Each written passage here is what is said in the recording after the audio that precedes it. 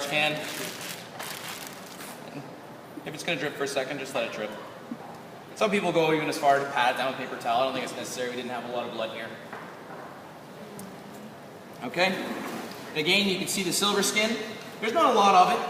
You know what I mean? So, I mean, I've seen people really, really take their time, and I think, you know, the more time you spend doing this, the less meat you're going to have at the end. So, you know what I mean? Trying to do it with less passes is probably the best option. Even if there's a few little bits sort of hanging out, you know, at least it's not going to be a big mouthful of silver skin. Okay, so this is called tagging the meat, right? So I tag in the opposite direction in which I intend to cut. Okay? And I just let the knife do the work. A good sharp knife should just cut through pretty quickly.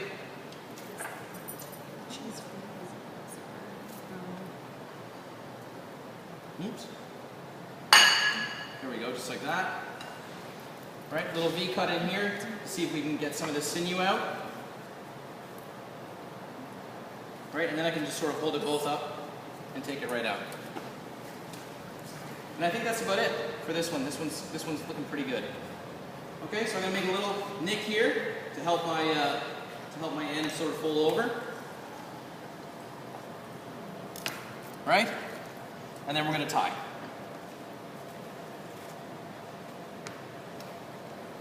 So I go once, twice, thrice. Got it. There we go. I got that from The Simpsons.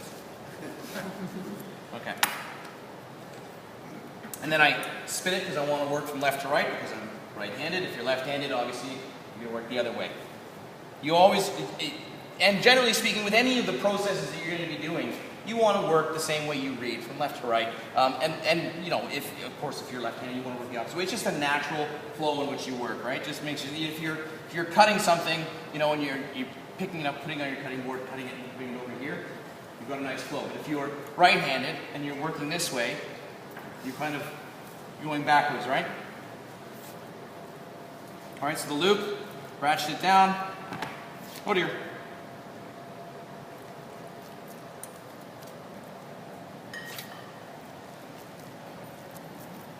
So the loop, just in case anyone was wondering, just make a loop and put it over.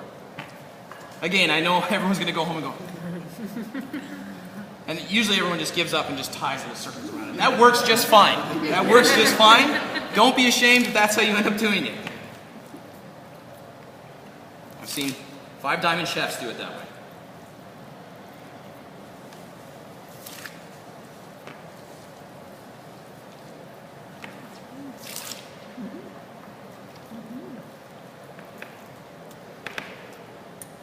All right, and I cut it with a bit of slack. Just push it through. And this is sort of a slip knot too. If you apply some pressure, you can sort of cinch it down a little bit.